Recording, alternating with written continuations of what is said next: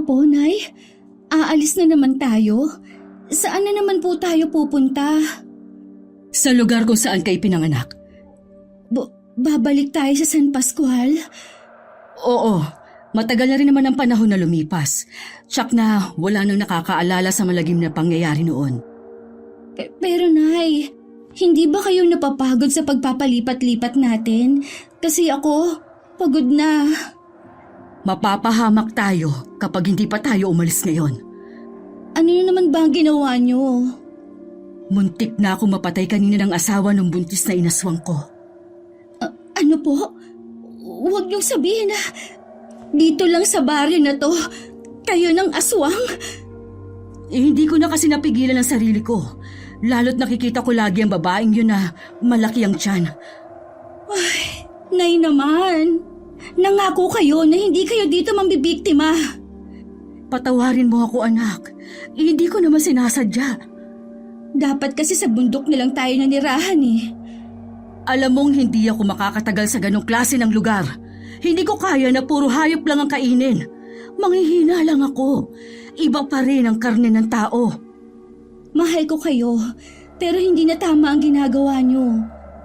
Tingnan niyo tuloy. Muntik na kayo mapahamak dahil sa pagkagahama niyo sa laman ng tao. Kapag tuluyan ka ng naging ganap na aswang, tsaka mo lang ako mauunawaan. Ayoko pong maging katulad ninyo. Gusto ko ng normal na buhay. Wala ka nang magagawa pa. Nananalaytay sa dugo natin ang pagiging aswang. Hindi mo matatakasan ang nakatadhana sa'yo. Naniniwala po ako na pwede ko pang baguhin ang takbo ng buhay ko. Nangangarap ka na naman ng gising. Balang araw, matatauhan ka rin. Labag man sa loob ko na mag-alsa balutan na naman. Wala naman akong pagpipilian. Kung hindi pa kami magmamadali sa pag-alis, tiyak na mapapahama kami. Bata pa lamang ako, palipat-lipat na kami ng tinitirhan ng inay sa takot na matuklasan ang lihim nito. Sa lugar na yun ang pinakamatagal naming pagtigil. Sa katunayan, nagkaroon na ako ng matatawag na mga kaibigan. Ngunit ngayong alam na nila ang tunay na pagkatao ng aking ina, tiyak pati ako'y madadamay sa galit ng mga tao. Malayo-layo na rin ang nalalakad namin nang makarinig kami ng mga taong sumisigaw sa galit. Napahinto kami at napalingon sa kubong dati naming tinitirhan. Palapit na raw ng mga taong may mga dalang sulo. Bilisan mo na! Kailangan na natin makalayo dito bago pa nila tayo maabutan. Opo, Nay. Ako na lang po magdadala ng gamit niyo. Salamat, anak. Sa pupuntahan natin, makakapagbagong buhay na tayo. Hindi po tayo makakapagbagong buhay kung hindi niyo po tatalikuran ang ginagawa ninyo. Kung kaya ko lang sanang ibalik ang nakaraan. Kung una ko lang din sanang nakilala ang ama mo, hindi ko tatanggapin ang itim na perlas mula sa aking ina, na iyong abuela. Sana, hindi ka nadadamay sa kamalasan ko. Nay, may mga paparating po. Dito tayo dumaan. Hindi nila tayo masusundan dito. Nauna nang naglakad ang inay sa masukal na bahagi na yon ng gubat. Habang nakasunod ako, hindi ko maiwasan na lumingon. May nadidinig pa akong mga yabag na sumusunod. Kahit hindi pa ako ganap na aswang, malakas pa rin ang aking pangamoy at pandinig. Ilang oras din kami naglakad bago nakarating sa highway. Mula roon pumara kami ng isang jeep na nag-aangkat ng mga gulay at iniluluwas naman sa ibang lugar. Maswerte naman kaming pinasakay. Ibinaba kami ng mag-asawa sa mismong terminal ng bus. Nakasakay na kami ng bus ni inay nang magtanong ako. Nay, paano po kung may makakilala pa sa inyo sa San Pascual? Maaaring maalala nila ang mga pangyayari noon, pero hindi ang mukha ko. Maliban sa malaki na ang tinanda ko, malaki rin ang magagawa nitong malaking peklat sa mukha ko, gawa ng sunog doon, para hindi nila ako mamukaan. Hindi ko lang po maiwasan ang kabahan sa pagbabalik natin sa San Pascual. Mula ngayon, itanim mo sa isip mo, dayo lang tayo sa San Pascual. Walang dapat makaalam na doon ka ipinanganak at doon din namatay ang iyong ama. Tumango lamang ako kay inay at saka ibinaling na ang tingin ko sa labas ng bintana. Ilang sandali pa, Umalis na rin ang sinasakyan namin sa terminal. Magkahalong nararamdaman ko sa pagbabalik namin sa San Pascual. Marami ding katanungan na nagsasalimbayan sa isip ko. Nang lingunin ko ang inay, nakapikit na ito habang nakasandal sa upuan. Pinilit ko na lang din na matulog. Total mahaba pa ang biyahe namin. Bago magtanghalian, narating na namin ang San Pascual. Walang tricycle noon sa kanto kaya naglakad na lang kami papasok. Habang daan, napansin ko ang mga banderitas. Nay, piyesta yata dito. Bukas pa ang piyesta dito. Tamang-tama sa pagbabalik natin. Parang pagsalubong na rin to sa atin. Nay, saan naman tayo titira dito? Sa dating kinatitirikan ng bahay natin. Bilisan mo ang paglalakad mo. Mahapdi na sa balat ko ang init ng araw. Opo. Inayos ko na lamang ang belong tumatakip sa ulo ko. Habang naglalakad, maraming taong abala sa kani-kanilang ginagawa. Bahagya na lang kaming sinulyapan ng mga ito. Marahil iniisip nila na nandun kami para sa piyesta. Wala silang kamalay-malay. Naaswang kaming mag-ina. May kubo na kaming dinatnan sa loob ng gubat. Sira-sira na yun, pero pwede pa namang tirhan. Kilala raw ng inay ang dating may-ari noon. Hindi na rin naman ako nag-usisa pa. Kinabukasan, araw ng piyesta. Wala si inay kaya naisipan ko munang gumala sa pinakasentro ng baryo. Hindi ko maiwasang mamangha sa laki ng simbahan doon. Marami ring stall ng iba't ibang paninda sa paligid ng simbahan. Napakaraming tao sa paligid. Narinig ko pa na meron daw prosesyon mamayang gabi. Hinintay ko nang gumabi para makapanood ng prosesyon. Dahil nawili ako, hindi ko na namalaya ng oras. Nang maalala ko, maghahating gabi na, kaya nagmamadali na akong umuwi. Habang daan, nakaramdam ako ng tila merong nagmamasid sa akin. Bibilisan ko na sana ang mga hakbang ko nang biglang may humarang sa daraanan ko. Isang nakakatakot na mabalahibong nilalang. Namumula mga mata nito sa pagkakatingin sa akin. Umangil pa yun bago tumakbo papunta sa kubo. Nang makapasok ako sa kubo, nadatnan kong nagbibihis ang inay. Bakit ngayon ka lang? Kanina ka pa dapat nandito. Pasensya na po, Nay. Nalibang kasi ako sa piyesta. Hinintay ko na rin yung prosesyon. Palalampasin kong ginawa mong to. Pero sa susunod, ayoko nang aabutin ka ng hating gabi sa labas. Opo, Nay. Saan nga po pala kayo galing? Sa kabilang baryo. Sige na, matulog ka na. Kailangan maaga tayo bukas. Darating kasi ang tao na mag-aayos nitong kubo. Ayokong makita ka niya dito. Hindi po kaya delikado na magpapunta kayo dito ng ibang tao? Wala tayong pagpipilian. Huwag kang mag-alala. Sasabihin ko na kamag-anak natin ang dating may-ari nitong kubo para hindi na magduda ang taong yun. Tumangulang ako at nahiga na sa nag-iisang papag na naroon. Kinabukasan, init ng araw na tumatama sa mukha ko nagpagising sa akin. Nang malala kong sinabi ng inay, agad akong bumangon. Naabutan kong inay na merong niluluto sa kusina sa labas ng kubo. Mag-almusal ka na muna. Nay, pwede po ba akong mag-ikot-ikot sa baryo? Pwede naman, basta wag mo lang kalilimutan ang bilin ko sa'yo. Kahit hindi ka kilala ng mga taga rito, maigi pa rin yung nag-iingat. Oo naman po, Nay. Tsaka po, baka makahanap ako ng trabaho na pwede kong pasukan dito. Ikaw ang bahala. Nasa hustong gulang ka na naman para magdesisyon sa bagay na yan. Gusto ko rin po kasing makatulong sa inyo sa gastusin natin. Basta mag-iingat ka lang. Huwag mo din kakalimutan ang mga bilin ko sa'yo. Opo, Nay. Hindi ko naman po nakakalimutan ang mga yon. Nang hindi na nagsalita ang inay, dinampot ko na ang tasa at sinalinan ito ng kape na galing sa termos. Habang kumakain, dumating naman ang tao na inupahan ng inay. Inutusan muna ito ng inay na manguha ng mga kawayan sa loob ng gubat. Ilang sandali lang, nagpaalam na rin ako. Tumango lamang ang inay sa akin. Habang papalayo, alam kong nakasunod ng tingin sa akin ang inay. Naglibot-libot muna ako malapit sa may simbahan. Doon ko kasi nakita na maraming tindahan na. Magbabaka sakali ako na kailangan nila ng tindera. Pero lahat sila binigyan ako ng alanganing tingin. Ang iba'y hayagan na sinabi na hindi nila kailangan ng tindera. Nagdesisyon na lamang akong umuwi. Mukha kasing walang gusto magtiwala sa akin.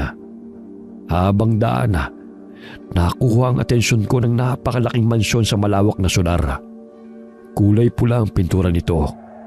Tila nagniningning ang matingkad nitong kulay sa sikat ng araw. May kailangan ka ba, Ineng? Ho?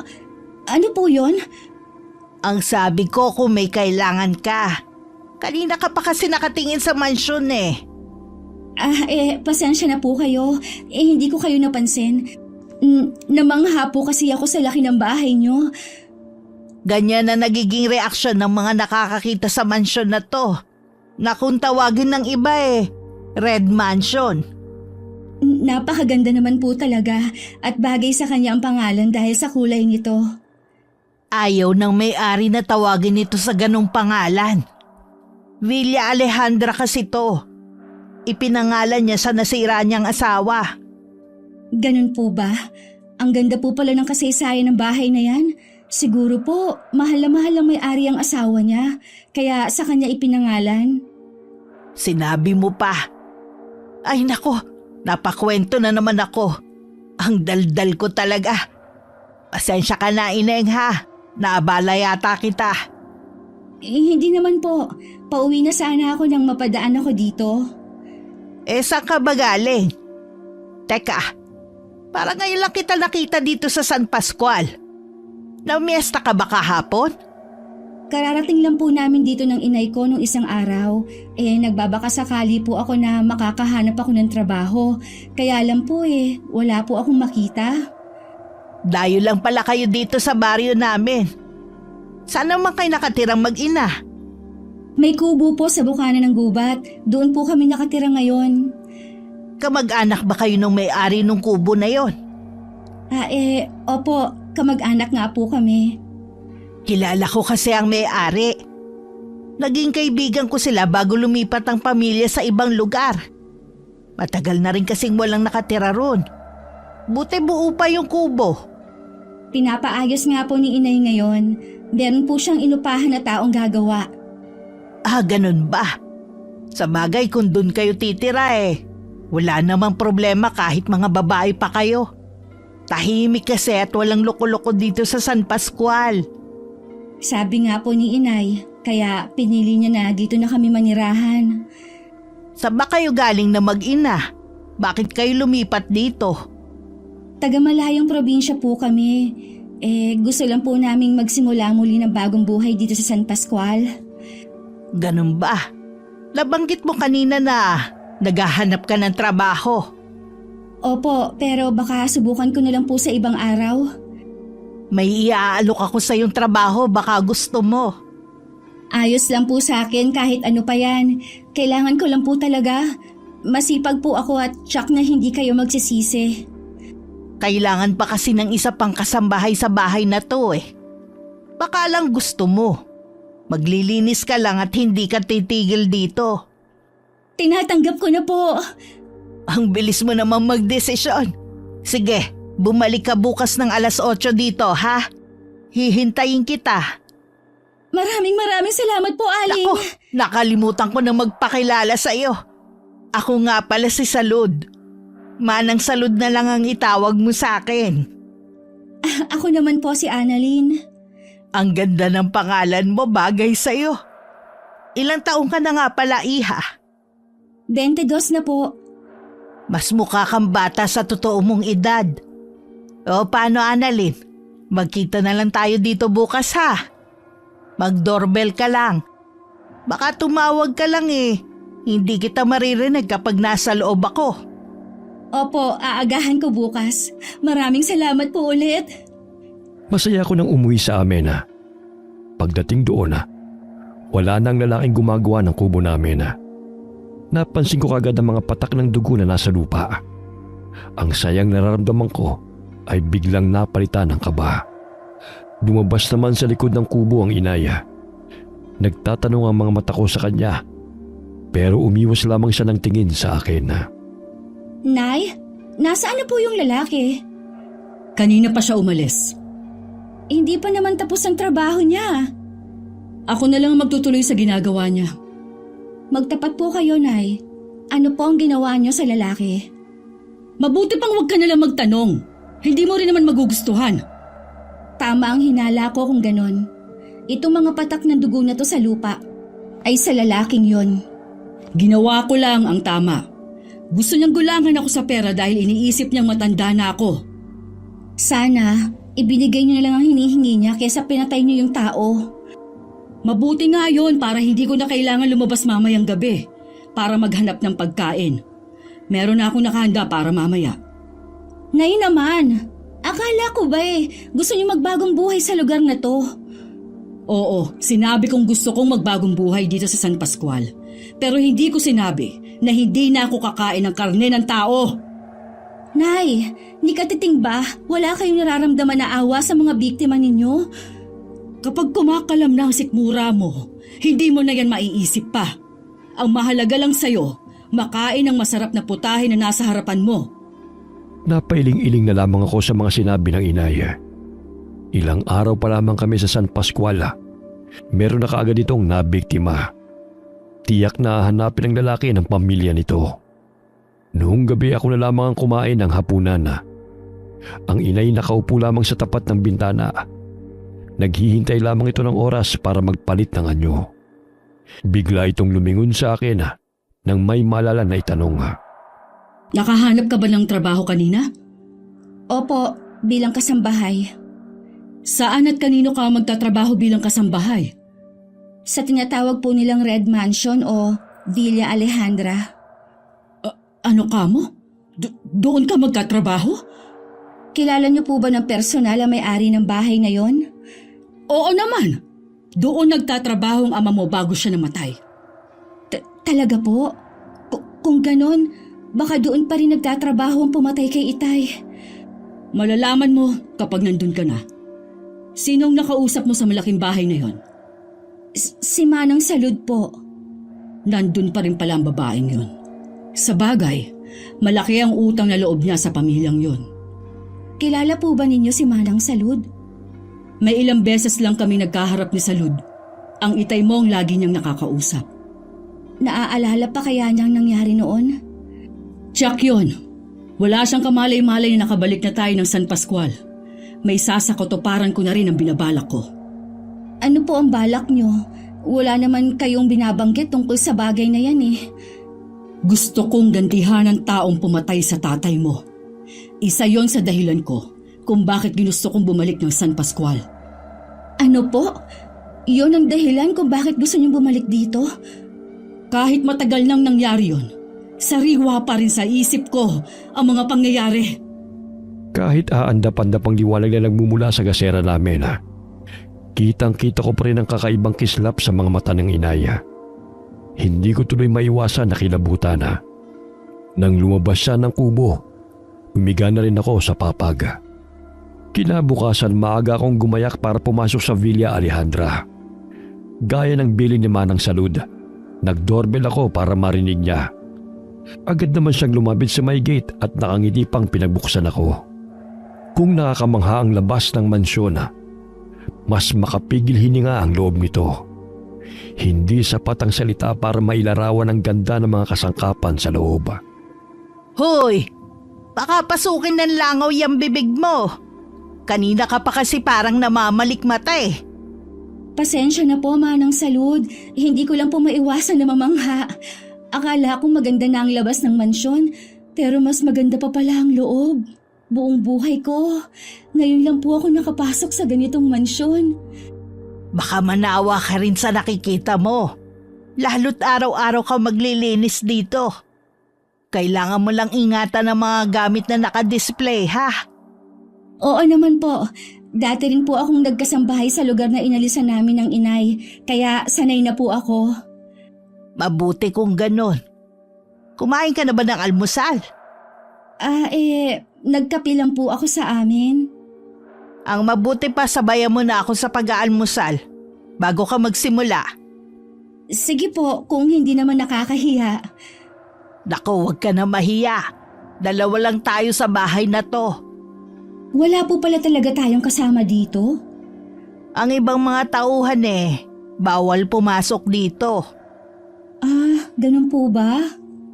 Oh, maupo ka na riyan. Magsasandok lang ako ng sinangag. Mabuti inagahan mo ang punta. May makakasabay akong mag-almusal. Pagkatapos ng umagahan namin ni Manang Salud, inumpisahan ko na ang paglilinis. Sa sala ng bahay ako nagumpisa. Sa sobrang ingat ko, hindi ko alam na napakabagal pala ng kilos ko.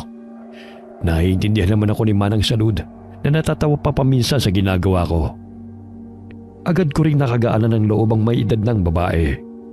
Mabait at masayahin kasi ito. Kabaliktaran ng aking ina na parating seryoso. Huwag mo sanang mamasamain ang itatanong ko, ha?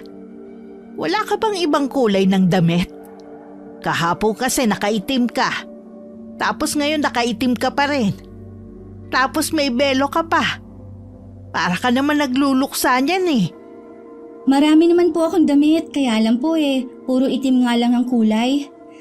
Ha? Bakit naman? Gusto ko lang po. Paborito ko po kasi ang kulay itim. Ganun ba? Kasi ang ganda mo. Natatabunan lang ng klase ng pananamit mo. Nasanay na po kasi ako sa ganito Sa bagay, kung diyan ka naman komportable Hindi lang kasi ko sanay sa ganyang kulay. Malapit na mag-alas 6 noon nang pinatigil ako ni Manang Salud sa trabaho. Magpahinga raw muna ako bago umuwi. Hinainan pa niya ako ng merienda. Oh, kumain ka muna bago umuwi. Salamat po, Manang Salud. Medyo mabagal ka pang kumilos. Na naiintindihan ko naman. Natatakot ka kasing makabasag. Pero hanga ako sa linis ng trabaho mo. Sa susunod po bibilisan ko na ang kilos ko. Nakausap ko nga pala yung amo natin na si Senyor Frederico. Sinabi ko na nakahanap na ako ng isa pang kasambahay. Kailan po uuwi dito ang amo natin? Nako, mula nung mamaya pa ang senyora. Madalang na sa patak ng ulan kung umuwi ang mag-ama dito. Kung nandito man, parang mga sinisilihan ng mga puwet. Laging nagmamadali na umalis. Bakit po kaya? Marami kasing alaala ang senyora dito. Tingin ko isa yun sa dahilan kung bakit ayaw nilang umuwi rito. Ayaw nilang maalala ang nangyari dito. Kawawa naman po palang mag-ama. Naiintindihan ko po ang nararamdaman nila. Alam ko po kasi ang pakiramdam na mawala ng mahal sa buhay. Maaga rin po kasi akong naulila sa isang ama. Ikinalulungkot ko, iha. Ano ba nangyari sa ama mo? Kung ayos lang na malaman. 1 taon pa lang po ako nung namatay siya. Sabi ng inay, may pumatay daw dito. Nahuli ba yung pumatay sa ama mo? Hindi pa po siya nahuhuli hanggang ngayon. Sabi ng inay, may kaya daw po kasi ang gumawa nun sa tatay ko. Kaya naman pala. Mailap talaga ang hustisya sa gaya nating mahihirap. Yun nga po ang sabi ng inay. Ipasa Diyos nyo na lang ang pangyayari. Dahil sa pagkipagkwentuhan kay Manang Salud, nakakaligtaan ko na naman ng oras. Maliban kasi sa pagiging madaldal, napakasaya pa nitong kausap. Kalat na ang dilim sa paligid nang makalis ako ng mansyon. Pagdating sa kubo, nasa labas ang inay. Waring hinihintay ang pagdating ko. Mukhang ginabi ka ngayon. Pasensya na po kayo kung ginabi ako. Marami po kasi akong ginawa. Pumasok ka na sa loob. Nakapagluto na rin ako. Kumain ka na lang. Meron lang akong pupuntahan. Nay, alam ko po na hindi ko na kayo mapipigilan sa pangangaswang ninyo. Pero sana naman po, huwag dito sa San Pascual. Huwag mo kong turuan kung saan ko gustong humanap ng makakain. Hayaan mo ako sa ginagawa ko. Nag-aalala lang naman po ako sa inyo Tuwing aalis kayo, hindi ko maiwasan na matakot. Hindi na nga ako halos makatulog. Nakatitig lamang ang inay sa akin. Hindi ko rin mabasa kung anong iniisip niya ng mga oras na yon. Ilang sandali pa, walang paalam na iniwan niya ako. Hinintay ko na makabalik ang inaya, pero nakatulugan ko na ang paghihintay sa kanya. Pagsapit naman ng umaga, nasa kusina na siya at nagluluto na ng almusal. Anong oras po kayo nakauwi kagabi? Mag-uumaga na nang makauwi ako. Hinintay ko po kasi kayong dumating. Hindi ko nga po namalaya na nakatulog na pala ako. Bakit kailangan mo pa ako hintayin? Alam mo naman kung saan ako nagpupunta. Pasensya na po, Nay. Sige po, papasok na po ako sa trabaho. Magkita na lang po tayo mamaya. Pinilit ko na lamang ituon ang atensyon ko sa paglilinis, kaysa isipin ng inay at ang mga ginagawa nito. Lahat naman ng kwarto sa itaas ang pinalinis sa akin ni Manang Salud. Tsaka ako bumaba para tulungan naman ito sa garden. Ay, ang init na sikat ng araw. Mabuti pa sumilong na muna tayo. Ayokong ma-heat stroke, no? Ako na lang po ang tatapos nito. Konti na lang naman to Sa bagay nga, kailangan nating matapos ang mga gawain dito. Kasi darating sina Senyor Frederico at Evan. Ay, kailan po sila darating? Sa 1 linggo daw. Maiba nga pala ako. Agahan mo ang pag-uwi mo mamaya, ha? Bakit naman po? Oo nga pala. Wala kayong kapitbahay kaya siguro hindi mo nabalitaan ito. May isang lalaki ang nakitang wala ng buhay kaninang umaga. Sabi ng mga nakakita lasog-lasog daw ang katawan. Halos sumiwalay na nga raw ang ulo sa pagkakakabit ito sa katawan. Nawawala rin daw ang mga laman loob. Sabi baka mabangis na hayop ang gumawa. Kung ganun po pala ang pagkamatay ng lalaki, baka nga po mabangis na hayop ang may gawa. Kaya ikaw mag-iingat ka. Sa bungad pa naman kayo ng gubat nakatira. Wala ba kayo napapansin sa lugar na yon? Wala naman po. Tsaka, lagi po kasi akong maagang natutulog. Wala naman pong nababanggit ang inay. Bilib nga ako sa inyo Ang tapang niyong mag-ina. Sanay na po kasi kami ng inay na kami lang dalawang magkasama mula nang mamatay ang itay. Kahit mag-isa lang ang inay mo, nagawa pa rin niyang itaguyod kang mag-isa. Tsaka maayos ka niyang napalaki. Magalang ka kasi at marunong makisama. Ngumiti lang ako at saka tumalikod na ako kay Manang Salud at nagkunwaring nagbubunot ng mga damo. Ayoko lang kasing makita niya ang panginginig ng kamay ko. Pag-uwi ng kubo, agad kong kinumpronta ang inay sa nangyari sa lalaki. Balita na po sa buong San Pascual ang nangyari sa lalaking inupahan yung na gumawa dito sa kubo natin. Ano bang ipinag-aalala mo? Baka po malaman nila na kayo ang gumawa nun sa lalaki. Huwag kang matakot. Hindi nila malalaman na akong pumatay sa lalaking yun. Mag-iingat na ako sa susunod. Halimaw na ba talagang nananahan sa puso ninyo? Kung magsalita kasi kayo, parang napaka-casual lang sa inyong nangyari. Kapag naging ganap ka ng aswang, magiging ganito ka na rin magsalita. Hindi ako magiging katulad ninyong halimaw. Mabuti pang patayin niyo na lang ako.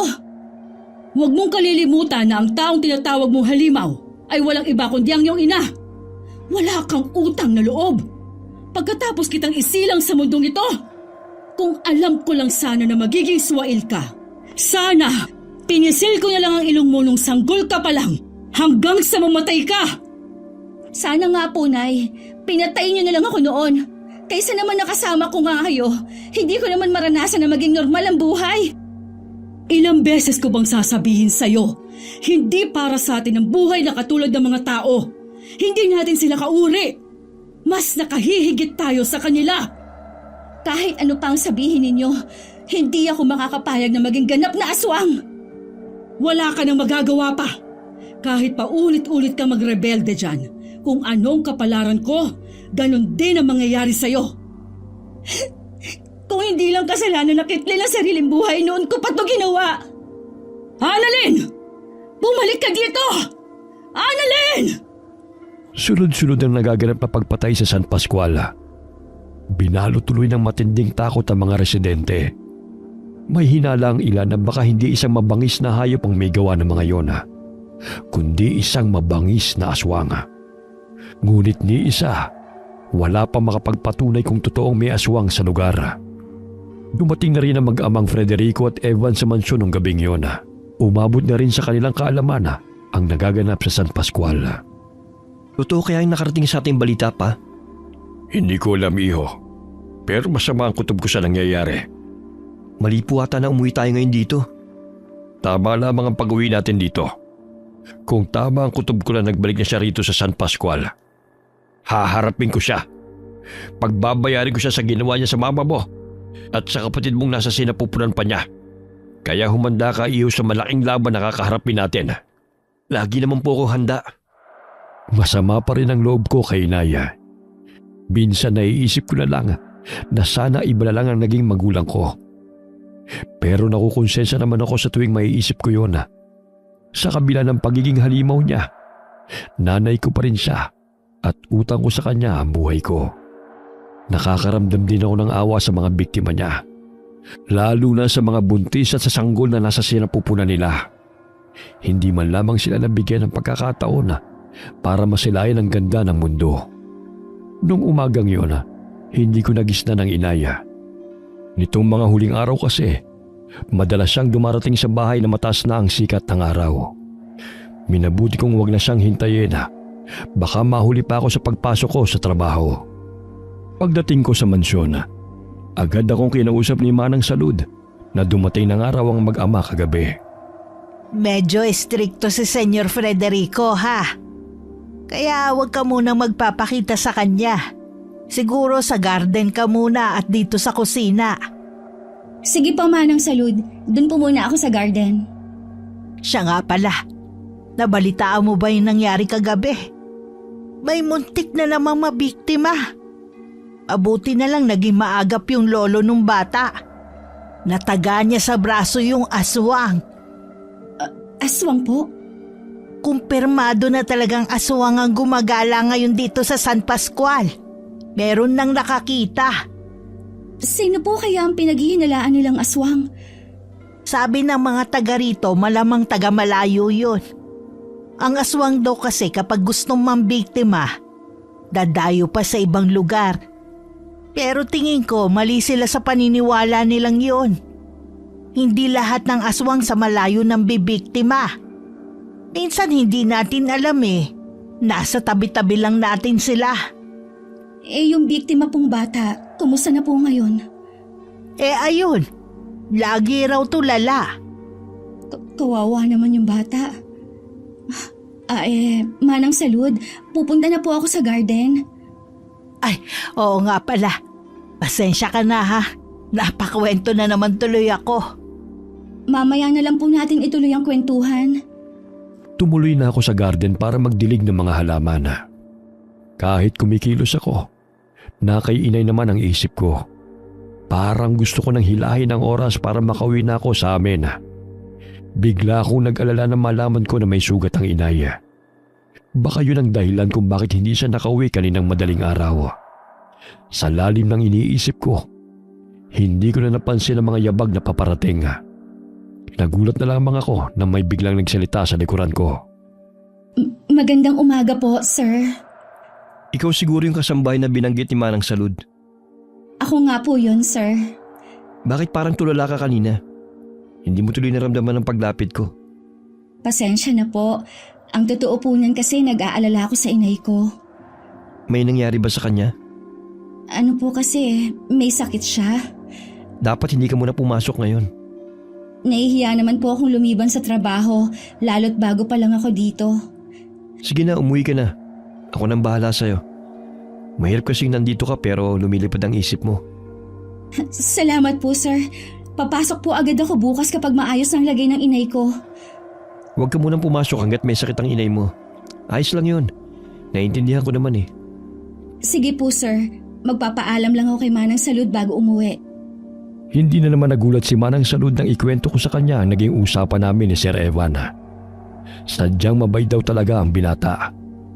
Habang papauwi, aabot hanggang langit ang dasal ko na sana'y nasa bahay na ang inay at hindi malubha ang sugat nito. Naabutan ko nga sa loob ng kubo na dumadaing. Nay, ayos lang po ba kayo? Bakit ka nandito? Di ba dapat nasa mansyon ka ngayon? Pinayagan po ako umuwi ng amo ko nang sabihin kong may sakit kayo. Nalaman ko po yung nangyari sa inyo kagabi. Ayos lang naman ako. Daplis lang naman ang sugat ko eh. Kung daplis lang pala, bakit hindi po ata humihilom agad?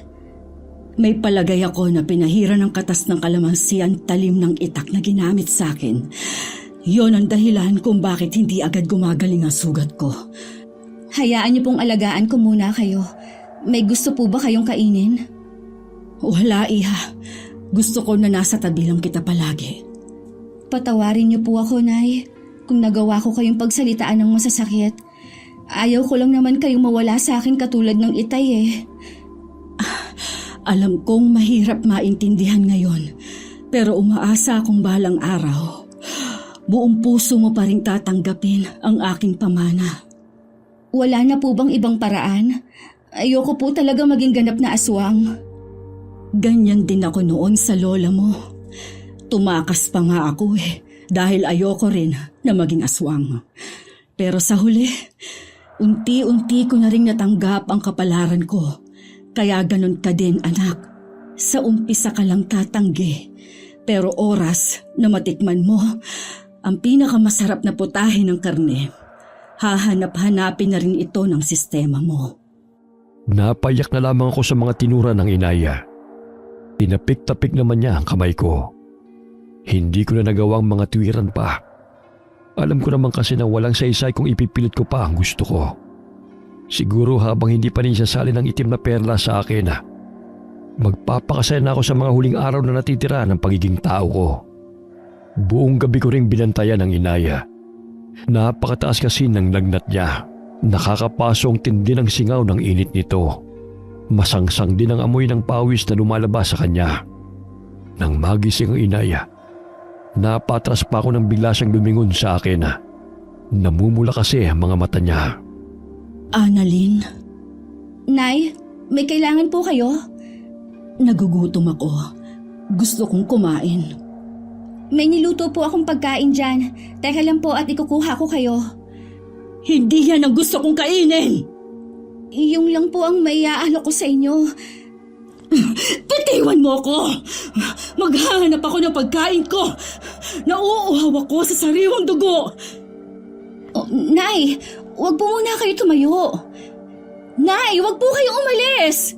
Delikado po sa labas lalo't mahina pa kayo. Lalo akong manghihina kung hindi ako makakakain ng sariwang laman ng tao. Kaya huwag kang makialam! Nay! Bumalik po kayo! Wala akong magawa kundi ang habulin ng inaya. Napakabilis nitong kumilos.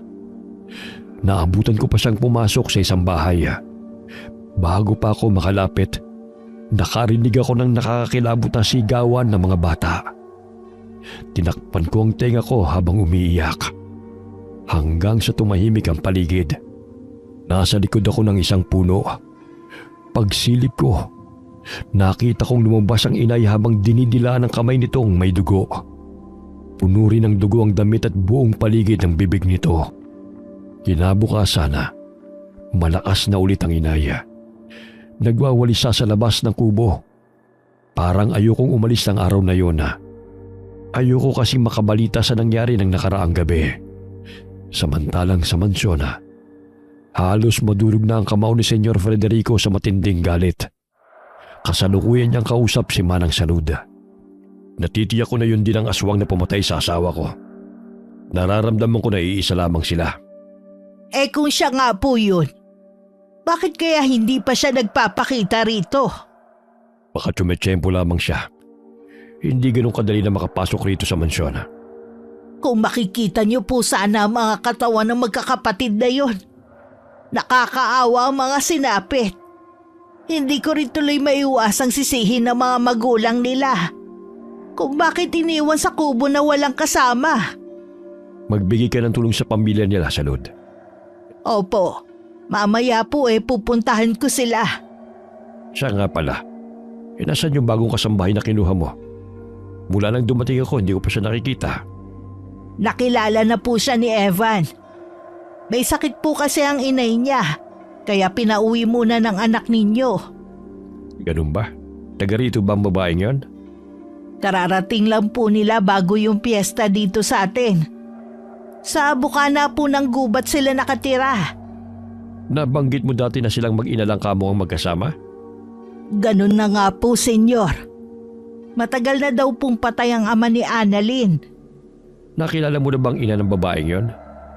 Hindi pa po. Sabi kasi ni Annalyn ayaw kasi ng ina nito ang maraming tao. Kapag pumasok ng babaeng yon, dalhin mo sa akin. May ilang katanungan lang akong gustong sabihin sa kanya. Opo, senyor. Kapag pumasok na po siya bukas. Hindi ka dapat nagpapapasok ng kung sino-sino lamang sa loob. Bakit naman po, senyor?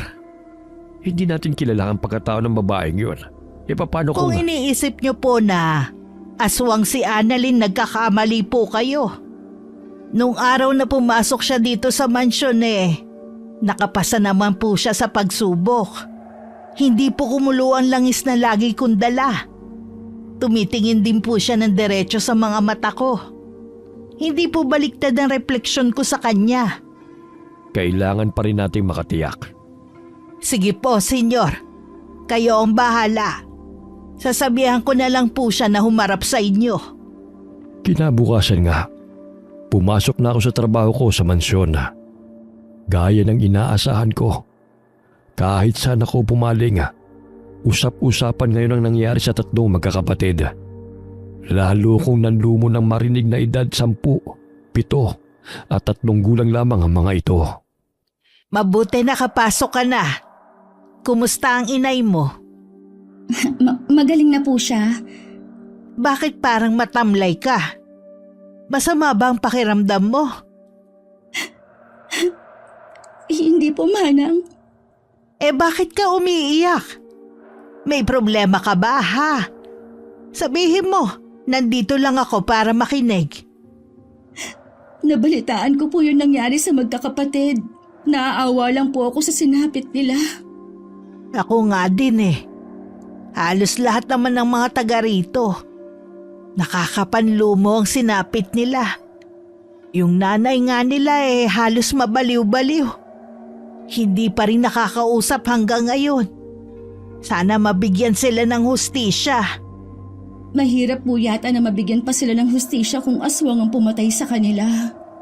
Oo nga, pero umasa pa rin tayo. Siya nga pala.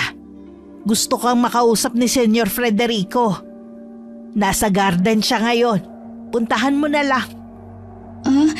Bakit po kaya gusto niya akong makausap? Baka tatanungin ka lang niya ng ilang bagay. Natural lang naman yon dahil hindi ka pa niya nakikita. Sige na, puntahan mo na lang siya. Kahit kinakabahan sumunod na ako sa sinabi ni Manang Salud. Sa gilid ako ng bahay dumaan papunta sa garden. Nakita ko naman ang senyor na nakatayo at nakatingin sa mga bulaklak. Marahil naramdaman ito na parating ako, kaya lumingon ito sa direksyon ko. Nanunuring tingin ang ibinigay nito sa akin. Napatungo na lamang tuloy ako dahil sa hiya. Magandang umaga po, Senyor Frederico. Ikaw palang sinasabi ni Salud na bagong kasambahay rito. Ilan taong ka na, iha? 22 po. Nasabi pa ni Salud na kayo lamang ng iyong ina ang magkasama. Nasaan bang tatay mo? Matagal na po siyang patay. Ang nanay mo ba'y may trabaho rin? Wala po. Nasa kubo lang po namin siya. Sa bukana pala kayo ng gubat naninirahan. Buti hindi kayo sinasalakay ng mabangis na hayop o yung sinasabi nilang aswang. Siguro naman nababalitaan mo nangyayari dito sa San Pascual. Hindi naman po. Kung totoo po ang sinasabi nila na may aswang na gumagala, may mga pangontra naman po kami. Kung wala palang trabahong nanay mo, alokin ko sana siya magtrabaho dito sa mansyon o kaya sa plantasyon. Pasensya na po kayo, senyor. Sigurado po kasi akong hindi tatanggapin ng ina yung inaalok ninyong trabaho. Hindi po kasi siya humaharap sa tao. Bakit naman? Madalas po kasing nakakaranas ng diskriminasyon ng inay dahil sa malaking peklat sa mukha niya. May peklat sa mukha ang inay mo? Ano nangyari sa kanya? Naksidente ba siya noon? Nakuha niya po yun nung masunog ang dati namin tinitirhan noon. Ganun ba? Dahil nakatungo ko sa pagkipag-usap, hindi ko na nakita ang pagtiim ng anyo at pagkuyom ng palad ni Senyor Frederico. Nang wala na itong itanong, magalang naman akong nagpaalam. Nang makaalis ako, lalong nagdilim ang anyo ng matandang lalaki. Gamit ang tungkod, pinaghahampas nito ang mga bulaklak. Tinanong naman ako ni Manang Salud kung ano ang mga sinabi sa akin ng amo namin. Sinabi ko naman lahat ng mga pinag-usapan namin ni Senyor Frederico. Mabait naman yun si Senyor. Medyo istrikto lang talaga. At naging malulungkutin na nga mula nang mamatay ang asawa. Manang Salud, ano po ang ikinamatay ng asawa niya? Kung hindi niyo po mamasamain ang pagtatanong ko. Karumal-dumal ang nangyaring pagkamatay ni Senyora Alejandra. Na nung mga panahon na yun 7 buwang buntis. Pinatay po ang asawa niya? Sino naman po ang gagawa ng ganun sa babae at buntis pa man din? Isang aswang ang pumatay kay Senyora. Walang awa nitong kinain ng sanggol sa sinapupunan nito. Isang aswang pala. Marami pa ring taga rito ang nakakaalam sa pangyayaring yon. Pero dahil malaki ang respeto nila kay Senyor Frederico, naging tikom ang kanilang bibig para pag-usapan pa ang nangyari. Sino po kayang aswang ang gumawa nun? Kilala niyo po ba? Pasensya ka na, Iha. Hanggang doon lang ang masasabi ko sa'yo. Okay lang po, Manang Salud. Pasensya na rin po kung nagiging mausisa ako. Wala yun. Mabuti na rin siguro na kahit papano may alam ka sa lihim ng pamilyang pinagsisilbihan natin. Tingin ko nga po marami pang lihim ang pamilyang ito. Wala pang isang linggo ay umalis na rin ang mag-ama para bumalik sa Maynila. Nagtataka rin si Manang Salud sa biglaang pag-alis ng mag-ama. Pero hindi na rin siya nag-usisa pa. Nararamdaman ko na may mas malalim na dahilan kung bakit biglang umalis ang mag-ama. Ay, balik katahimikan na naman tong bahay. Para na naman tayong aalog-alog nito. Bakit kaya bigla silang umalis? Akala ko pa naman magtatagal sila dito. Hindi ko rin alam, Iha. Pero siguro isa sa mga dahilan yung gumagalang ang aswang dito sa San Pascual. Nakakatakot naman kasi Kung makikita mo ang mga tindahan dito, naging matamlay na. Apektado rin. Kahit maliwanag pa, nagsasara na sila. At kanya-kanya ng tago. Palagay ko po, ang pinakaligtas na lugar ay ang bahay na to. Tsak na hindi makakapasok ang aswang dito. Mali ka, Iha. Hindi ito ang pinakaligtas na lugar, kundi ang loob ng simbahan. Oo nga po, tama kayo. Nagsisimba ka ba, Iha? Ang totoo po niyan, hindi pa ako nakakapasok sa simbahan, maliban lang po nung binyagan ako. O sige, minsan sumama ka sa akin sa pagsisimba. Sige po, gusto ko rin kasi mapasok ang simbahan dito. Napipilitan na lamang na sumang-ayon ako kay Manang Salud. Kahit hindi ako sigurado na walang masamang mangyayari sa akin kapag pumasok ako sa simbahan. Habang abala ako sa paglilinis, tumunog ang telepono sa sala. Agad ko namang tinawag si Manang Salud na pababa naman ng hagdan dala ang laundry basket. Naroon lamang ako at nakikinig sa pinag-uusapan nila. Matapos ang pakikipag-usap ni Manang, bumaling siya sa akin. Si Senyor Frederico ang kausap ko.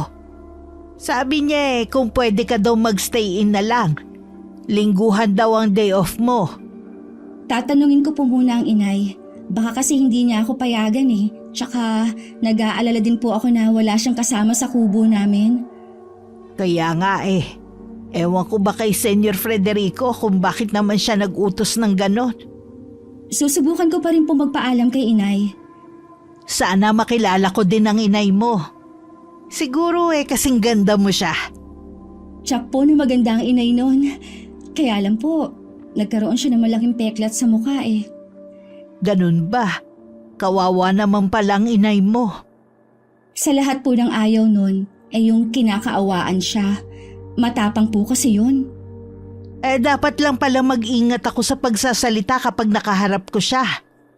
Nang makauwi ako ng hapon na yon, nadatnan ko ang inay na nasa labas ng kubo.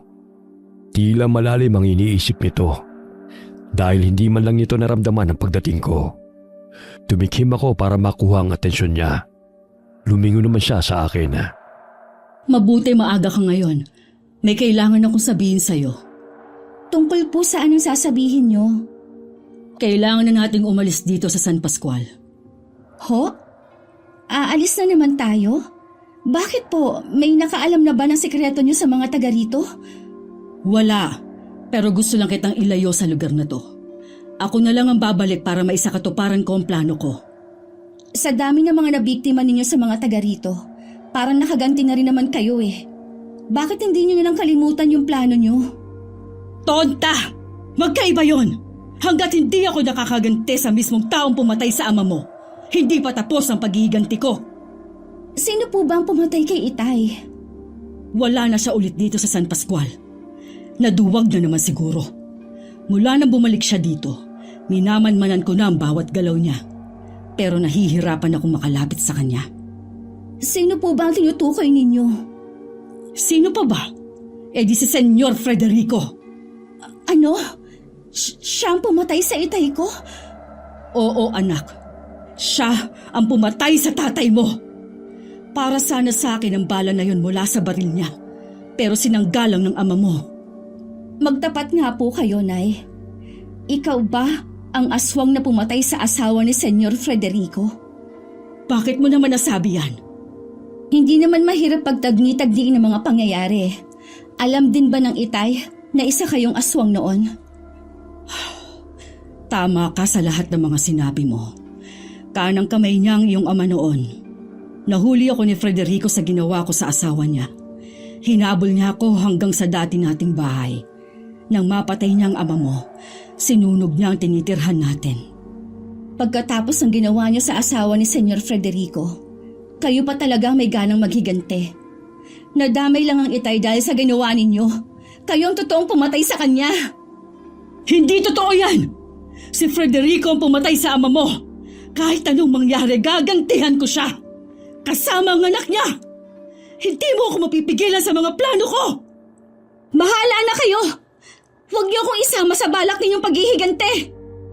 Gusto kong kasuklaman ng inay sa mga nalaman ko. Pero inakaw pa rin siya.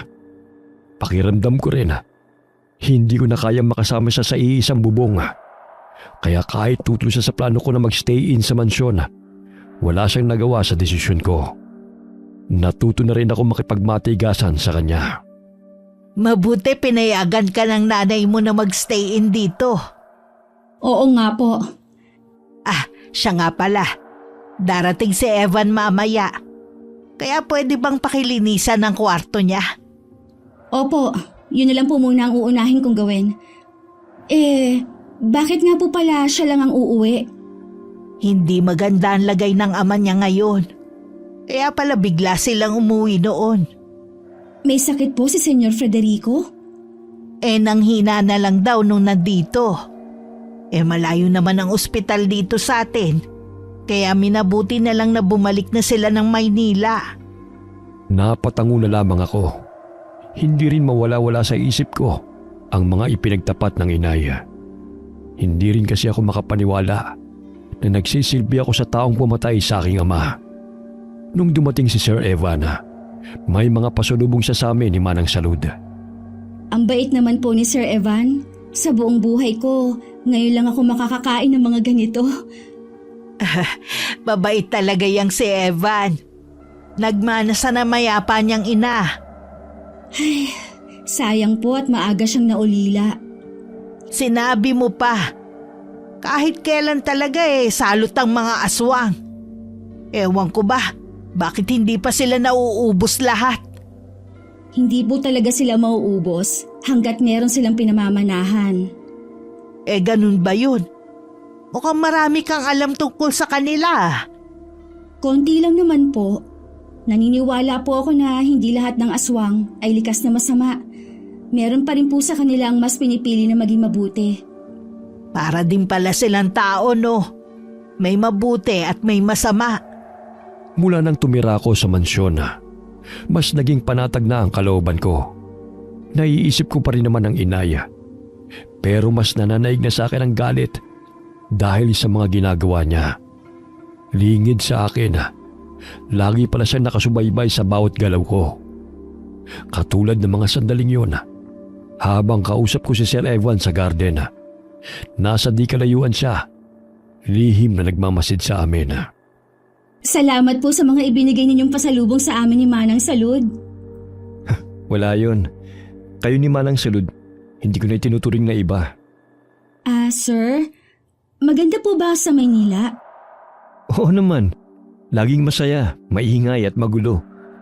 Ang bilis din ng oras dun. Siguro dahil kailangan kumain ng mga tao para mabuhay. Hindi katulad dito sa probinsya. Simple lang ang pamumuhay. Pangarap ko po kasing makarating sa Maynila. Kapag may pagkakataon, isasama kita ron para makita mo ang ganda ng Maynila. Naku, nakakahiya naman po. Hindi ko naman po binanggit yun para isama ninyo ako sa pagpunta nyo doon. Huwag ka nang mahiya. Basta isang araw, isasama ko kayo ni Manang Salud sa Maynila. Ipapasyal ko kayo ron.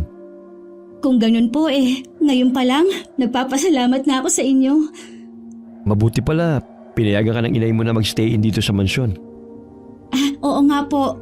Wala naman pong problema kay inay. Naiintindihan naman po niya. Nagngingit-ngit naman ang kalooban ng aking ina habang nakatingin sa amin. Inayos pa nito ang belong itim para walang makakita sa mukha nito. Nung maglabas ako ng mga basura, nagulat ako nang biglang may humawak sa braso ko. Halos bumaw na kasi ang kuko nito sa balat ko.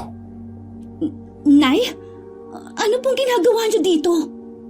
Ang lalaki ba na yan ang dahilan kung bakit nagiging swail ka na? Hindi ko po alam ang sinasabi niyo. Nay! Nasasaktan po ako. Huwag ka nang magmaang-maangan pa. Hindi ako ipinanganak kahapon para hindi mabasa mga kilos ninyo. Hindi ko po maintindihan ang sinasabi niyo, Nay. Nag-uusap lang po kami ni Sir Evan. Sige, magsinungaling ka pa. Kaya pala gusto mong tumira sa bahay na yan, ha? Dahil sa kanya. Hindi po ako nagsisinungaling. Kung iniisip niyo na may relasyon kami ni Sir Evan, malabo pong mangyari yon. Talagang malabo na magustuhan ka niya. Oras na malaman niya na isa kang aswang. Hindi pa ako ganap na aswang, Nay. Hindi ako magiging katulad ninyo. Tingnan natin kung hanggang saan ang pagmamatigas mo. Hayaan niyo na lang po ako dito. Masaya po ako sa trabaho ko dito. Sige lang, magsaya ka hanggat gusto mo. Pero hindi rin magtatagal ang kaligayahan mong yan. Hindi ka nababagay sa lugar na to. Bigla na lang umalis ang inay at naglakad palayo. Nagtaka naman ako sa ginawi nito. Paglingon ko sa may gate, palapit pala si Manang Salud. Sinundan pa nito ng tingin ng papalayong si inay. Sino yung kausap mo? Ang inay ko po. Bakit parang nagmamadali siyang umalis? Sayang, hindi ko man lang siya nakausap. Meron pa daw po kasi siyang gagawin. Gusto lang po niya akong makita at makamusta. Sa susunod na dumalaw ulit dito ang inay mo Papasukin mo para makilala ko naman, ha? Sige po, pasok na po tayo. Nararamdaman ko na mayroong gagawing masama ang inay. Kaya hindi ako mapakali ng mga oras na yon. Palakad-lakad ako sa aking silid at maya-maya rin ang pagdungaw sa bintana. Ilang sandali lang, narinig ko ang matinis na tili ni Manang Salud. Nanggagaling yon malapit sa may kusina. Dali-dali akong lumabas para daluhan siya. Manang Salud! Annalyn! Tulungan mo ako! Nandito ako! Naabutan ko si Manang Salud na nasa sulok. Duguan habang inaatake ng malaking baboy ramo. Hindi na ako nag-aksaya ng oras. Kinuha kong nakita kong malaking kahoy na nakasandal sa padera. Malakas ko yung inihampa sa aswang. Sumisingasing ito na bumaling sa akin. Bago pa ito tuluyang makalapit sa akin, Isang putok ng baril ang umalingaw sa paligid. Paglingon ko, umuusok pa ang duluhan ng baril na hawak ni Sir Evan. Mabilis namang sumibad palayo ang baboy ramo. Malapit na ito sa pader nang biglang mag-anyong pusang itim at saka tinalo ng kabilang pader. Nilapitan ko naman si Manang Saluda na hinang-hinadal sa mga tinamong sugat sa katawan at mukha. Hindi rin may pinta ang mukha nito sa matinding sakit na nararamdaman. Maraming salamat. Akala ko talaga katapusan ko na. Buti dumating kayo. Kailangan pong magamot ang mga sugat ninyo. Tutulungan na kita sa pag-alalay kay Manang. Sa silid sa ibaba na lang namin dinala si Manang Saluda. Umiiyak din ito sa kirot ng mga sugat. Napapaigik pa ito tuwing dadampi ang bulak na may alkohol. Ano po bang ginagawa niyo sa labas ng bahay, Manang Salud? Dapat nagpapahinga na kayo sa silid niyo ng ganitong oras. Nakarinig kasi ko ng mga kaluskos sa may kusina. Paglabas ko, nakakita ko ng tao. Sisigaw na sana ako ng magnanakaw nang makita kong bigla siya naging baboy ramo. Tapos inatake niya ako. Akala ko talaga yun na ang katapusan ko. Kailangan pa rin nating patingnan si Manang Salud sa albularyo. Hindi ba dapat sa doktor? Tama si Annalyn. Albularyo ang kailangan ko. Tsaka, mahihirapan lang kayong ipaliwanag sa mga doktor ang totoong nangyari sa akin. Sige, kung yan ang makakabuti. Pero kailangan po nating malinis ang mga sugat nyo. Tisin nyo lang po ang hapde. Hindi ako makapaniwalang sa tanda kong to eh. Meron pa akong makakaharap na aswang. Kailangan tong malaman ni Papa. Tatawagan ko po siya mamaya. Iniisip mo ba, iho, na siya ang aswang na pumatay sa mama mo? Walang duda siya na ngayon. Nandito siya para maghigante. Kailangan natin mag-ingat. Siguradong babalik siya rito. Paghahandaan natin ang pagbabalik niya. Tahimik lamang akong nakikinig sa kanilang pag-uusap. Hindi ko rin maiwasan na kabahan at matakot para kay Inaya. Kailangan ko siyang balaan. Pero may bahagi ako na nagsasabi na mas makakabuti kung matatapos na ang kasamaan nito. Nagpasya ako na puntahan siya sa kubo bukas din ng umaga. Dala ng nararamdaman ko, hindi ko na napansin ang pagsunod sa akin ni Sir Evan papunta sa kubo. Tuwang-tuwa naman ang inay nang makita ako. Abot tenga ang ngiti sa akin. Umiwas naman ako nang akmang yayakapin niya ako. Bakit kailangan niyo pong saktan si Manang Salud? Wala naman po siyang kasalanan sa inyo. Inaagaw ka niya sa akin. Ako ang ina mo. Pero sa nakikita ko, mas nagiging malapit ka na sa kanya. Mabait po siya sa akin. Sana nga po, siya na lang ang naging nanay ko. Kung ganon, sa susunod, tatapusin ko na siya. Hindi ko kayo papayagan. Hindi ako papayag na saktan niyo ang mga taong malapit sa akin. Huwag mo akong subukan, Annalyn. Hindi mo ako kaya. Lahat ng mga taong mahalaga sa'yo, papatayin ko para wala ka ng dahilan para tanggihan ang pamana ko sa'yo. At uunahin ko ang binatang nandito ngayon. Ha? Anong ibig niyong sabihin? Sir Evan, anong ginagawa niyo dito? Sinundan kita. Ikaw pala si Perlita, ang pumatay sa mama at kapatid ko. Ako nga at ama mo ang pumatay sa asawa ko na ama ni Annalyn. Kung hindi mo pinatay ang mama ko, hindi sana mangyayari kay Mang Roland. Huwag niyong isisi sa ama kung nangyari sa kanya. Tama, si Sir Evan, Nay. Tumahimik ka! Isa kang traidor! Swail na anak! Kaya mong ipagpalit ang sarili mong ina para lang sa sinasabi mong normal na buhay. Pues, hindi mo yun mararanasan hanggang nabubuhay ako! Tumigil na po kayo, Nay! Maawa na kayo kay Sir Evan! Kahit nasaan yung tao pa rin ang Inaya, hindi pa rin matatawaran ang lakas nito at bangis. Sinugod nito si Sir Evan na hindi kaagad nakahuma. Nakalmot ito ng inay sa dibdib na ikinasugat nito. Nagpambuno sila, pero hindi matapatan ni Sir Evan ang lakas ng inay. Pumasok ako sa kubo at may kinuha ako doon na maliit na bote ng langis. Ginagamit yun ng inay para mapabilis ang paghilom ng kanyang sugat. pinapahid din niya ito sa buong katawan niya. Akmang dudukutin na nito ang puso ng binata. Nang ipakita ko sa kanya ang hawak ko. Pakawalan niyo si Sir Ivanay! Dahil kung hindi, babasagin ko to! Ibigay mo sa akin yan! Wala ka talagang kwentang anak! Nakakapagsisi na ikaw pang naging anak ko! Ikaw pa pala ang magpapahamak sa akin! Ilang beses kitang kinausap nun. Nagmamakaawa na ako sa iyong tama na. Pero mas pinili mo pa rin na maging halimaw. Dahan-dahang bumitaw ang inay kay Sir Evana habang nakatingin sa akin. Hindi ko inaasahan na may dala pa ng baril ang binata at pinutukan nito ang inaya. Mabuti na lamang mabilis na nakaiwas ang inaya at tumakbo papuntang kakahuyan. Akmang susunod ito nang pigilan ko. Bakit po kayo sumunod sa akin? Delikadong ginawa niyo.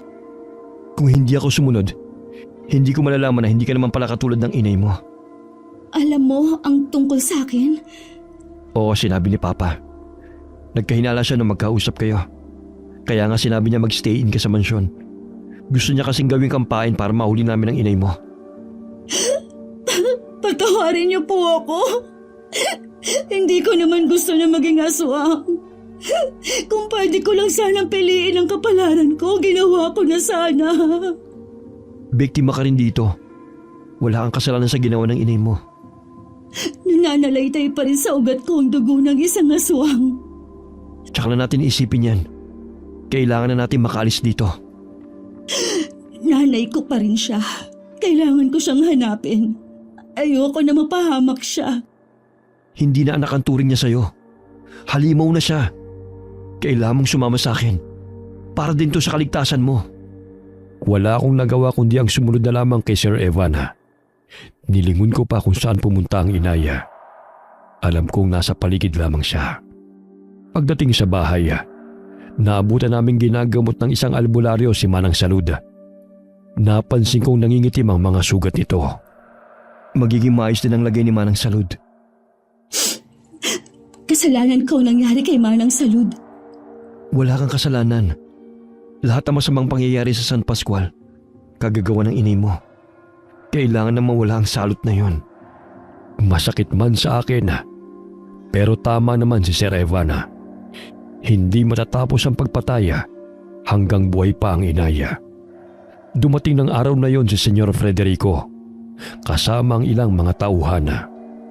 Sino sila pa? Binayaran ko ang mga yan para tugisin ang halimaw na si Perlita. Sigurado po ba kayo sa kanila? Oo naman. Gusto ko na rin matapos ito. Nakasilip ako sa may bintana at nakita ko mga lalaking armado na parang sasabak sa gyera. Malalaki rin ang mga katawan nito. Ang mga hilatsa ng mukha ay tila hindi papahuli ng buhay. Alas 5 na ng hapon, inutusan na ni Senyor Frederico ang mga ito na puntahan ang gubat kung saan nagtatago ang inay. Nag-aalala ka ba sa nanay mo? Kahit ano pa po siya, nanay ko pa rin po siya. Pero tama din naman na matapos na ang kanyang kalupitan. Kung sakaling maulila ka, nandito lang ako para sa iyo. Wala akong pamilya at mag-isa na lang sa buhay. Handa kitang kupkupin. Salamat po, Manang Salud. Pero natatakot po ako na baka biglang magising ang nananahan na halimaw sa akin. Sabi ng albularyo isang uri daw ng bangkilan ng lahi ninyo. Pinakamataas na uri ng aswang. May kakayanan kayong gawing aswang ang isang normal na tao sa pamamagitan ng pagsasalin ng itim na perlas. Huwag mong tanggapin ang alok ng iyong ina para maging aswang. Hindi ko po alam kung paano iiwasan na nakatadhana sa akin. Alam kong mahirap, pero handang tumulong ang albularyo sa iyo. Marami na siyang nagamot ng mga nayanggaw. Alam kong gusto lamang tumulong ni Manang Salud. Pero alam kong hindi ako matutulungan ng albularyong sinasabi nito. Darating ang panahon na kailangan kong tanggapin ang itim na perlas. Samantala, kalat na ang dilim ng marating ng 10 kalalakihan ng gubat kung saan naroon ang inaya. Ngunit hindi pa man nila nasisilayan ang tunay na kaanyuan ng inaya. Isa-isa na silang tumutumba. Narinig pa sa mga kabahayan ang sunod-sunod na putok ng barela at nakakakilabot na sigawan ng mga ito. Kinaumagahan na, ni isa ay walang nakabalik sa mga tauhan ni Senyor Federico. Masama ang kutob ko. Baka may masamang nangyari sa kanila. Mataas lang sikat ng araw. Ni isa sa kanila wala pang nakakabalik. Ang usapan bago sumikat ang araw, nandito na sila. Wala na tayong magagawa kung patay na silang lahat. Ihanda mong iyong sarili. Tiyak na tayo nang isusunod niya. Mabuti pa pong bumalik na kayo sa Maynila. Ako nang haharap sa kanya. Kapag umalis ako, hindi pa rin to matatapos. Ako ang kailangan niya. Pwes, haharapin ko siya. Ako mismo maghihiganti sa pagkamatay ng mama mo. Pero pa, bunang pa siya ko, iho. Nang malaman namin na hindi nakabalik ang mga tauhan ni Senyor Federico na tugisin ang inaya, mas lalo kong kinabahan sa mga susunod na mangyayari. Pupunta siya dito. Ang inay mo? Opo, napakalakas niya at walang makakatalo sa kanya. Anong gagawin natin? Kailangang ako na ang humarap sa kanya. Anong laban mo sa nanay mo? Dugo ng isang aswang pa rin pong nananalaytay sa aking ugat at hawak ko rin pong langis niya. Kailangan lang siyang masugatan ng malubha. Kahit nakakaramdam ako ng takot. Dahil yun ang kauna-unahang lalabanan ko ang inaya. Pilit ko na lamang kinukumbinsi ang sarili ko na yun ang tamang gawin na. Ibinulsa ko na ang botelya ng langis. Dahil sa takot ay hindi humihiwalay sa akin si Manang Salud. Hindi pa man sumasapit ang hating gabi. Sunod-sunod na sigaw na ang narinig namin sa silid ni Senyor Federico. Halos magkakasunod lamang kaming dumating doon ni Sir Evana. Naabutan pa namin na hinihila ng inay ang bituka at ibang laman loob ng matandang lalaki. hayop kang halimaw ka! Senyor Federico! Pinaputukan ng baril ni Sir Evan ang inaya. Mabilis namang nakailag ito at nag-iba ng anyo. Tsaka mabilis na lumabas ng kwarto. Sinundan naman namin siya. Dahil sa matinding galit, si Sir Evan ang unang sumugod kay inaya. Ilang beses ko nang nakita na nagpapalit-palit ng anyo ang inaya. Pero yun ang kauna-unahang pagkakataon na makita ko siya bilang isang bangkilan. Kahit si Sir Evan ay natigilan sa nakitang anyo ng inaya. Hindi kasi nakakatakot ang anyo nito. Para itong magandang aswang na may pakpak na kalintulad sa isang paniki. Sa isang saglit ng pagkakalingat, nagawa siyang bihagi ng inaya. Tumilapon sa malayo ang hawak nitong baril. Hinugot ni Sir Evan ang nakatagong patalima at itinarak niya yon sa dibdib ng inaya. Parang napapaso naman ito na bumitaw sa binata. Ako ang nagsabi kay Sir Evan na kailangang pahiran ng katas ng kalamansi ang panaksak na gagamitin niya. Annalyn, ibigay mo sa akin ang langis ko. Patawarin niyo po ako, Nay. Kailangan na pong matapos ang kasamaan ninyo. Maawa ka sa akin, anak. Huwag mo naman akong ipagpalit sa kanila. Mahal na mahal kita. Parang lumambot ang puso ko nang marinig yun. Lalapitan ko sana ang inaya nang makarinig kami ng putok ng barela. Napasigaw na lamang ako nang makita kong tinamaan ng inaya. Biglang nagpalit ng anyong inay bilang pusa. Mabilis yung tumakbo palayo sa amin. Tiyak na hindi na siya makakaligtas pa. Ang inay ko! Patawarin mo ko, Annalyn. Pero yun na lang ang tanging paraan.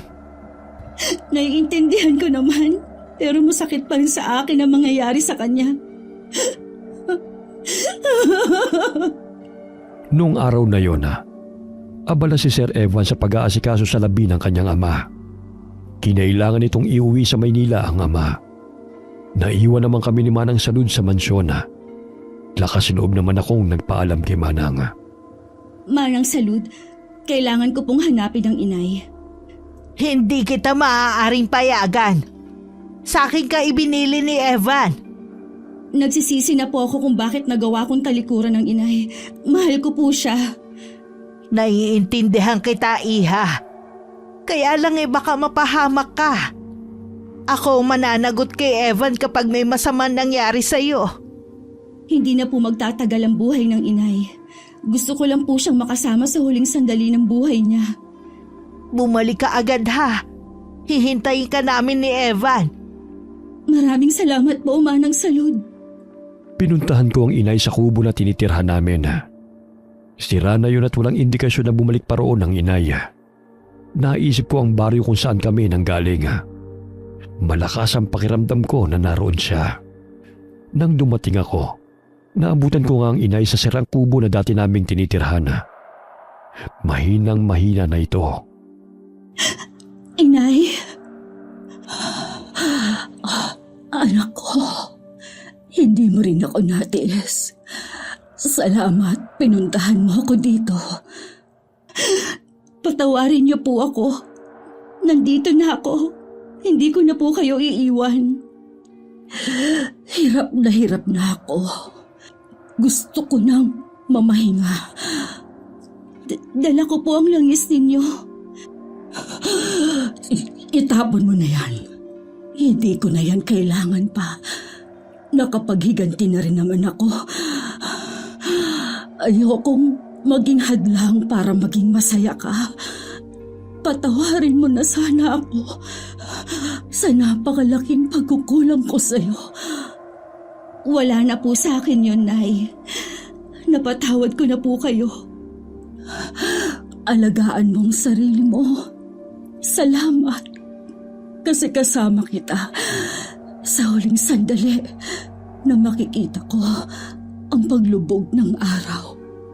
Mula sa pwesto namin, kita namin ang inay ang paglubog ng araw. Habang nakakbay ako sa kanya, panay naman ang tulo ng luha ko. Kasabay ng tuluyang paglubog ng haring araw, sumuka ang inay ng itim na likido kasama ang itim na perlas. Lumuwag din ang pagkakahawak niya sa kamay ko. Napahagulgul na lamang ako ng malakas habang yakap ko siya. Matuli na lumipas ang 1 linggo. Pumalik ako sa mansyon. Tuwang-tuwa naman si Manang Salud. Akala ko talaga hindi ka na babalik eh. Inasikaso ko po kasi ang inay. Pinuntahan ka ni Evan sa kubo ninyo. Pero wala kayo doon. Pinuntahan ko po ang inay sa dati naming tinirhan. Doon po siya tuluyang na maalam. Sobrang nag-aalala sa'yo si Evan. Akala niya may masamang nangyari sa'yo. Nasaan na po siya? Nasa Maynila siya ngayon. May kailangan lang ayusing ilang bagay. Babalik naman siya agad. Pinili ko na manirahan kasama ni Manang Salud. Tanging kaming 3 lamang ang nakakaalam sa tunay kong pagkatao. Labis akong nagpapasalamat na sa kabila ng pagiging aswang ko ay may tumanggap pa rin sa akin nang hindi ako hinuhusgahan. Sa pagkawala ng inaya, naging tahimik na muli ang San Pascual. Wakas.